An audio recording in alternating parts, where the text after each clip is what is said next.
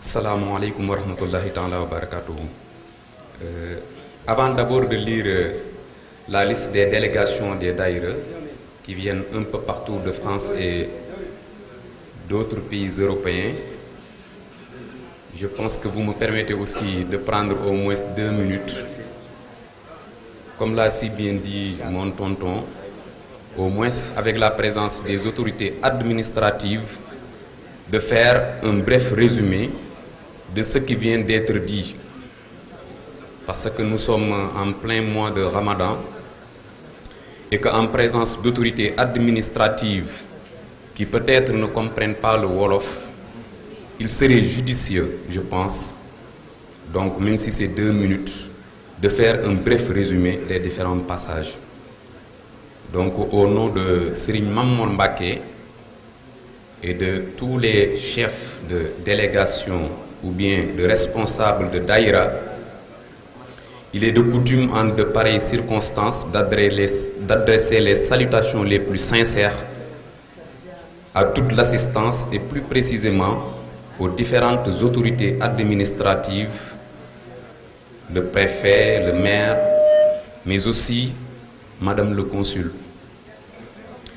Et sachez que tous les différents membres ou responsables de Daïra qui viennent de passer, leur message se résume juste à des mots de satisfaction dans la mesure où il nous incombe tous, partout où nous vivons notre islam, d'avoir des lieux pour pratiquer aisément cette noble religion, mais aussi de suivre les enseignements de Cheikh Ahmadou Bamba, le fondateur du mouridisme, qui est un érudit, un soufi, qui vient d'un petit pays d'Afrique de l'Ouest, à savoir le Sénégal, une population qui n'est pas du tout nombreuse, mais un pays qu'on peut citer comme exemple sur ce qu'on appelle le bien vivre en commun.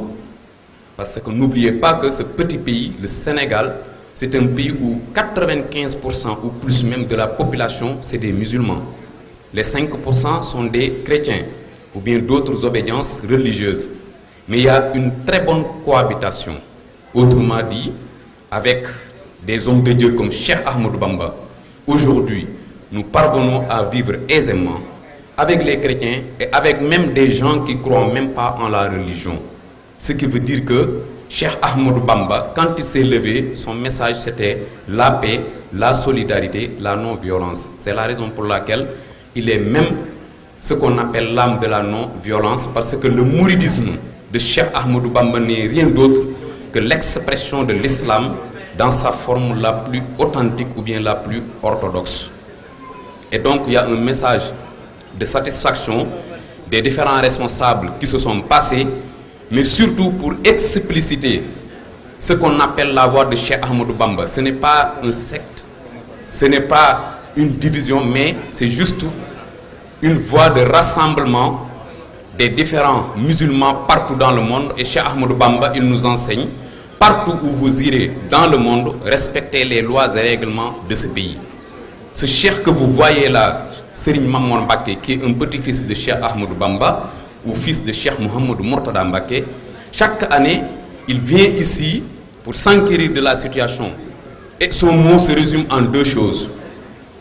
Priez comme si vous devez mourir tout de suite et travailler beaucoup pour ne plus mourir. C'est juste que ce que nous donnons à ce cheikh-là, c'est une contribution financière parce qu'il a beaucoup de projets au Sénégal.